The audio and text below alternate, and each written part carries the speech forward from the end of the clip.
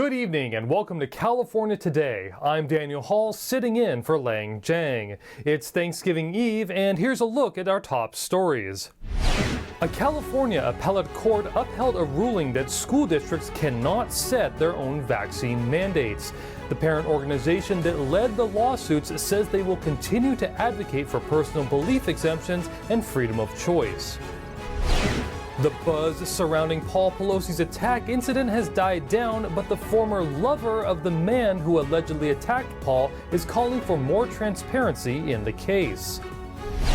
The Biden administration has approved funding to keep California's last nuclear power plant alive. The federal government is allocating around $1 billion to the power plant. A judge ruled in favor of a parent-led group that sued a Southern California school district for their COVID jab mandates. NTD's Cynthia Kai hears from the woman responsible for the lawsuit. The California Appellate Court on Wednesday struck down San Diego Unified School District's COVID-19 mandate for students attending public schools. The ruling sets a state precedent and would apply to all California school districts. So December 20th of 2021, Judge Meyer ruled that San Diego Unified's vaccine mandate was unlawful. It went against state law and ruled in our favor. So all students were able to remain in class because of our lawsuit in 2021. Sharon McKeeman is the founder of Let Them Breathe, Let Them Choose, an initiative of her group, sued the school district in October 2021. That came after they passed a vaccine roadmap that would require students 16 and older to be vaccinated with no personal belief exemptions. San Diego Unified made the bad decision to waste taxpayer dollars appealing that clear legal ruling. And now, almost a year later, an appellate court has upheld our ruling against San Diego Unified's vaccine mandate. The judge heard their appeal on November 14th and ruled in favor of the nonprofit organization. According to the organization's attorney, Lee Andelin, school districts do not have authority to impose their own vaccination requirements on top of the standard series. School districts do not have the authority to make their own vaccine requirements. That would create chaos in the state, and that is an area that is occupied by the state legislature, and there's a clear path through the legislature. That is the only way that additional vaccines can be added or any changes can be made as far as personal belief exemptions. The court keyed in on independent study not being equivalent to in-person instruction. The organization is also asking parents to continue to advocate for personal belief exemptions. NTD reached out to the San Diego Unified School District for a comment. The former lover of the man who allegedly attacked the Speaker of the House's husband spoke out about the attack. She says the whole situation is suspicious and called for transparency from those involved. Oksana Gypsy Taub, the former lover of Paul Pelosi's alleged attacker, says she has doubts about the allegations made in the case. 53-year-old Taub told the Epoch Times in an exclusive interview that the whole thing is shrouded in secrecy and asked if things were the way they described, why not show everybody the photos? Taub said that David DePape was a peace activist and such behavior would be, quote, out of character. She said, David is a really sweet person and I really don't believe that he did what he's accused of. Authorities say 42-year-old DePape allegedly broke into the Pelosi residence and assaulted Paul with a hammer. Initial records said Paul opened the door for police who responded to a 911 call at 2:23 a.m. Authorities then said a week later that Paul did not open the door. DePape has been charged with attempted murder and other offenses. San Francisco District Attorney Brooke Jenkins told CNN earlier this month that she would not be releasing any footage from the incident. But in an open letter on Taub's website, she called on Nancy Pelosi to release the footage. She wrote, "Please tell the authorities to release the security camera footage, the body camera footage from different angles, the entire dispatch tape, and witness interviews instead of spreading conspiracy theories about David." Taub is currently incarcerated but will be released on January 4th. She says she plans to visit DePape after that. In an effort to keep California's last operating nuclear power plant alive, the Biden administration said they approved the allocation of over $1 billion to its extension. Here are the details. The U.S. Energy Department awarded the Diablo Canyon nuclear power plant located in central California near San Luis Obispo $1.1 billion. That's coming from the Civil Nuclear Credit Program, funded by an infrastructure bill passed by Congress in 2021. U.S. Secretary of Energy Jennifer Granholm said on Monday, "This is a critical step toward ensuring that our domestic nuclear fleet will continue providing reliable and affordable power to Americans as the nation's largest source of clean electricity." The terms of the funding will need to be finalized by the Energy Department, officials said. This power plant produces about 15% of California's renewable energy. And according to the state's Energy Commission, it produced nearly 9% of the state's energy last year. Politicians applauded the funding that will help extend the life of the once doomed power plant, including Governor Gavin Newsom. He signed Senate Bill 846 in September that reversed plans to terminate the plant, which was scheduled to close in 2025. In 2016, PG&E partnered with labor and environmental organizations to retire the power plant, which the California Public Utility Commission approved 2 years later. SB 846 was essential to prevent rolling blackouts and increase electricity prices in the state, according to its author, Senator Bill Dodd. It allows PG&E to continue running the plant until 2030. Following the recent funding, groups like the Samuel Lawrence Foundation, a nonprofit anti-nuclear waste organization based in San Diego, was disappointed in the extension of the Diablo Canyon power plant, saying on Twitter, "How can we transition towards sustainable, clean energy while prioritizing nuclear over wind and solar? Not to mention the threat posed by the waste. Any extension of the power plant's license will require approvals by federal, state, and local regulatory entities." David Lamb, Entity News, California. Restaurant owners are pushing back against the new California fast food workers law. The coalition says the new law would cut jobs and raise consumer costs amid inflation. Save Local Restaurants, the coalition of franchisors and small business owners, launched a campaign in September to collect 623,000 signatures by December 4th. The signatures would place a measure on the 2024 ballot to repeal a new law known as the Fast Recovery Act. The bill will likely lead to higher wages for fast food workers. So far, the group had collected 500,000 signatures as of October. Last September, Governor Gavin Newsom signed the Fast Recovery Act, also known as Assembly Bill 257, into law. The law will establish a government-run fast food council consisting of 10 appointed members to give workers more power in increasing wage standards and employment benefits. The council's regulations would directly impact any chain with at least 100 locations nationwide, including big-name chains like McDonald's, In-N-Out, and Burger King. Save Local Restaurants told the Epoch Times that the law will also affect small local businesses, which will be forced to increase wages in order to compete for workers. In a September 23rd statement, the group said, quote, "The only thing certain is that the law will create a redundant, unelected council of political appointees with extraordinary power to establish mandates for tens of thousands of counter-service restaurants and dramatically increase the cost of doing business in California." Prior to AB 257, California already had the most comprehensive labor protection in the country, with a series of laws regulating work hours, legal holidays, and whistleblower complaints. The law is set to take effect January 1st, 2023. We're going to take a short break right now, but here's a look at all of the great stories we've got ready for you when we come back. As the state faces a looming budget deficit, public education will likely take a hit too. The next school year may see several $1 billion less than before.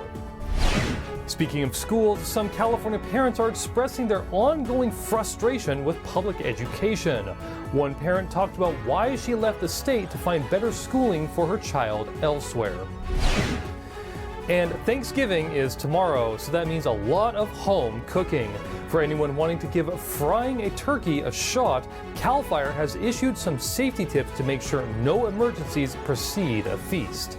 That and more on California Today.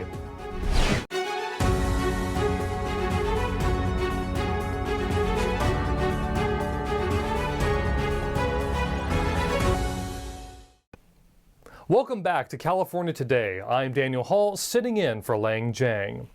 California's education budget is projected to drop by $2.2 billion for the next fiscal school year. Officials say the drop is due to weakness in the economy.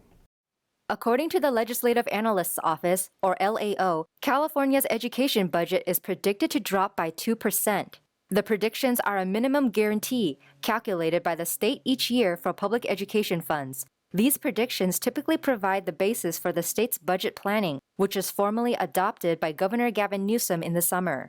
Although funding is expected to drop, the LAO forecasts a recovery in the 2023 to 2024 school year. That's if the state dips into its education reserve. This means schools and community colleges will have enough money to sustain themselves through cost increases, but no funds will be available for new programs. According to Public School Review, 40% of California students achieve math proficiency, while 51% achieve reading proficiency. U.S. News ranks California in 40th place in terms of K-12 education, while World Population Review ranks the state at 42nd. LAO expects the state's $8.7 billion in reserve funds to be drained over the next 3 years. LAO says they plan to start rebuilding the funds in 2026. In addition, the state could reallocate some unspent one-time education funding from this year if necessary. The LAO prediction warns that the state's overall and education budgets will drop even further if the economy falls into a recession. A large strike began across UC campuses last week. The leaders of the University of California are saying the demands of researchers and student employees could have significant physical impacts. Union leaders are calling the strike the largest one by academic workers in U.S. history.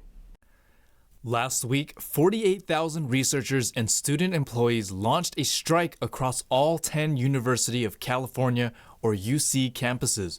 According to UC's Office of the President, United Auto Workers had already been in negotiations with UC leaders for months. Negotiations were over 4 academic units that include postdoctoral scholars, academic researchers, graduate student researchers, and academic student employees. Due to the increased cost of living and housing in California, the union's goal is to more than double the base salary of academic employees to $54,000 per year. That would be up from $24,000 per year. They're also calling for an annual salary of $70,000 for postdoctoral students. The union is additionally demanding that the UC system waive out-of-state tuition fees for non-resident students, as well as increase health benefits and family leave. In a November 15th letter to UC leaders and stakeholders, UC Provost Michael Brown said that housing costs are a, quote, significant challenge to California students. The university will, quote, work diligently to support students. But Brown also says that compensation to housing costs and waiving non-resident tuition could have, quote, overwhelming financial impacts. The two sides have already agreed upon stronger protections against workplace misconduct and abuse. The UC system is also proposing childcare subsidies in addition to increased paid pregnancy and family leave of varying levels for different positions. Going forward, UC has requested that a neutral third party facilitate further negotiations. The strike has the potential to leave some university classes without instructors and professors, without teaching assistants to grade assignments. It could also halt a significant portion of the research that occurs across UC campuses. Many parents are frustrated with California's schools. One parent says the state's education policies are the reason she left the state so her child could have a better education. Some Californians have concluded that public schools are simply not serving their children's best interest. Nicole Canyon, a parent and former California resident, tells California insider CMAC Karami that she left the state to send her child to better public schools. I just don't really, especially after COVID and seeing how everything changed in the landscape of education, I just really wasn't interested in having my daughter go through education here in California. In 4th grade, her daughter tested at the private school she attended and tested in the 9th to 12th grade percentiles across every subject. But she says the state's policies are affecting children's educational potential. A lot of the schools here in California, they don't cater to the upper echelon of talented and students. They kind of cater to the middle to the bottom, and it's hard as a student who is talented and or very gifted to even be engaged in a class, much less do well, especially if you notice in a lot of high achievers, they have to be engaged to be able to meet their max capacity.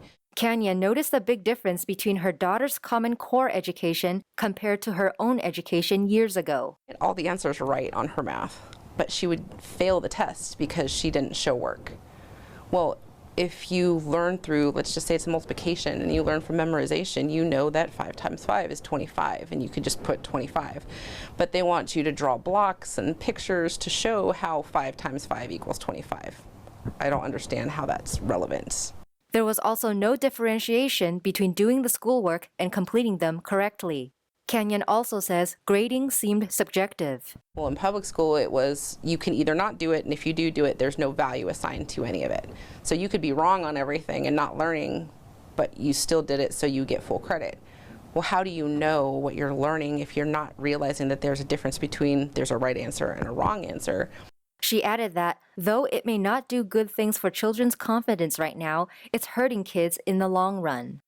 We don't want to hurt anybody's feelings. We want to make sure we level the playing field for everybody, and that's not reality. So I feel like kids that go through school in this manner, they think that, well, they don't really have to put in the effort and be purposeful with their education.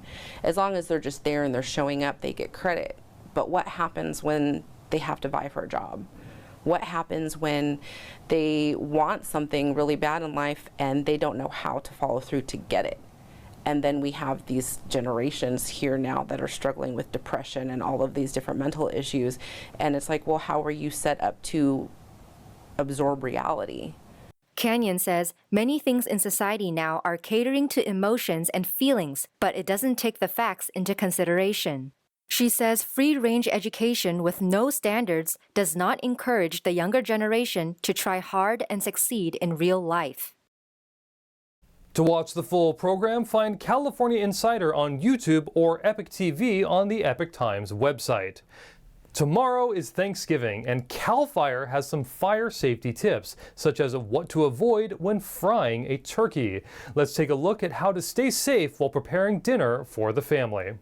As families prep the turkey and cook for the big Thanksgiving dinner, CAL FIRE is asking people to stay safe and avoid accidental fires. Frozen turkeys can cause fires if placed into oil without thawing. CAL FIRE says to never overfill the cooking pot with oil to prevent dangerous splatters. Other tips include checking the smoke alarm, staying in the kitchen while cooking, and setting a timer. Turn the pan and skillet handles away from the stove so they don't catch fire. And if a small stove fire does start, do not pour water over it. Tossing water on an oil fire will only spread the flames. Instead, slide a sheet pan or lid over the pan to suffocate the flames. If the fire gets outside of the pan, pouring baking soda on the flames can be a quick option if a fire extinguisher is not available. According to the National Fire Protection Association, Thanksgiving is the peak day for home cooking fires, with more than 3 times the daily average for such incidents. Now we're going to take it over to NTD's Thomas Christian for your sports roundup.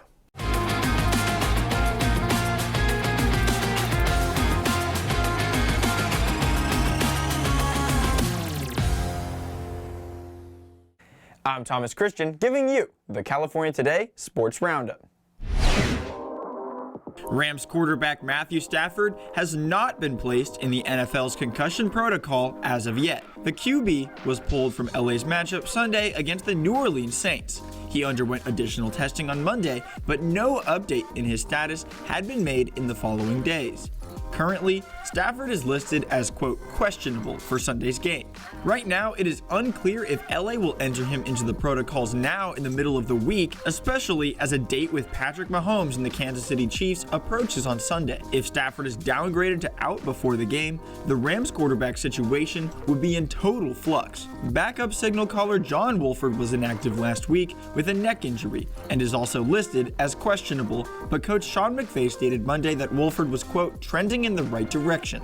If both Stafford and Wolford are out on Sunday, Bryce Perkins, a 25-year-old rookie out of Virginia, will get the start for the Rams after throwing one pass attempt last week in relief of Stafford. Checking in on the MLB's offseason, the LA Angels acquired Hunter Renfroe from the Milwaukee Brewers via trade on Tuesday. In exchange for Renfroe's services, the Angels sent relievers Elvis Peguero and Jansen Young, as well as AAA pitching prospect Adam Seminaris to Milwaukee. Hunter Renfroe is on his 5th team in the past 5 years, but don't let that fool you. The 30-year-old had a typical 2022 for his standards and turned in 29 home runs and 72 RBIs, while averaging .255 with an OPS of .807. We'll have to see it in the season, but Renfroe is certainly viewed as someone who can fit in as a piece of the puzzle of a possible contending Angels team, as long as the focus stays centered on Shohei Ohtani and Mike Trout. De'Aaron Fox continued his hot shooting with a team-high 32 points. Harrison Barnes and Kevin Huerter had 4 3-pointers apiece, and Sacramento won its 7th straight game. After the win, the Sacramento Kings are 10-6 and currently reside in 3rd place in the Western Conference standings. Grizzlies guard Ja Morant, returning from an ankle injury, put up a game-high 34 points for Memphis. Domantas Sabonis led the Kings in rebounds with 13 and assists with 8, while adding 9 points. Kings 113, Grizzlies 109. Devin Booker and Mikal Bridges scored 25 points apiece to close out a game that ended ugly. Dwayne Washington Jr. scored 15 and DeAndre Ayton added 14 and 15 rebounds for Phoenix, while Anthony Davis had 37 points, 21 rebounds, 5 blocks, and 5 steals for the Lakers. Davis is now the 3rd Laker to score 30 or more points and grab 15 or more rebounds in 4 straight games, joining Elgin Baylor and Shaquille O'Neal. Tensions were evident down the stretch after an incident with 3 minutes and 55 seconds remaining, in which Lakers guard Patrick Beverley was ejected. Booker was called for a flagrant 1 for hitting Austin Reeves in the face while contesting his shot, knocking him to the ground. Ayton stood over Reeves and said something, and Beverley came charging from behind and delivered a hard body check into Ayton's left side. The Lakers are now 5-11 after the loss. Suns 115, Lakers 105. And that's all for the sports. That's all we've got for you tonight. We'd love for you to join us again on California Today every weekday at 8:30 p.m. Make sure to check out our broadcast on our California Today webpage. You can find it at ntd.com/California-Today. You can also find all of our top latest clips there, ready to share with friends and family. Send us a message on Twitter, Facebook, or Instagram, or through our email, california.today@ntd.com. I'm Daniel Hall, sitting in for Lang Jang. Have a wonderful evening and happy Thanksgiving.